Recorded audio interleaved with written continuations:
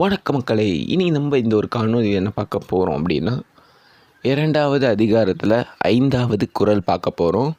So என்னோடய சேனலை subscribe பண்ணாதவங்க சப்ஸ்கிரைப் பண்ணுங்கள், இந்த வீடியோவுக்கு லைக் பண்ணுங்கள், அண்ட் தென் உங்கள் ஃபேமிலி அண்ட் ஃப்ரெண்ட்ஸ்க்கு ஷேர் பண்ணுங்கள். தெரியாததை தெரிஞ்சுக்கோங்க.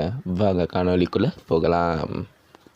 கெடுப்பதாம் கெட்டார்க்கு சார்வாய் மற்றாங்கே எடுப்பதும் எல்லாம் மழை. இந்த குறளுக்கான பொருள் என்னன்றதை நம்ம போய் பார்த்துட்டு வந்துடலாம் வாங்க.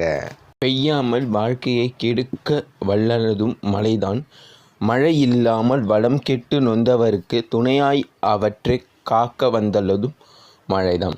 இந்த குறள் என்ன சொல்ல வராங்க அப்படின்னா, இப்போது ஒரு பூமியை அதான் ஓகேவா, இப்போ நம்ம வாழ்கிற ஒரு வாழ்க்கையை இப்போ நம்ம ஒரு இமேஜின் பண்ணி வச்சுக்கோங்க. இப்போ நம்ம வறண்ட வானிலை காணப்படுற ஒரு இடத்துல இருக்கோம் ஓகேவா. அதுக்கு காரணம் என்ன? மழையே இல்லை, மழை தான் அதுக்கு காரணம் ஒன்று ஓகேவா. இப்போ பசுமையான இடத்துல இருக்கோம் ஓகேவா, அதாவது புல் செடிலாம் வளர்ந்து பசுமையான ஒரு இயற்கையான இடத்துல நம்ம நின்றுட்டுருக்கோன்னா அதுக்கு காரணம் என்ன? மழை தான். இப்போது வறண்ட வானிலையை கொடுக்கறதும் மழை தான், பசுமையான இடத்த கொடுக்கறதும் மழை தான். அதுதான் இதோட பொருள்.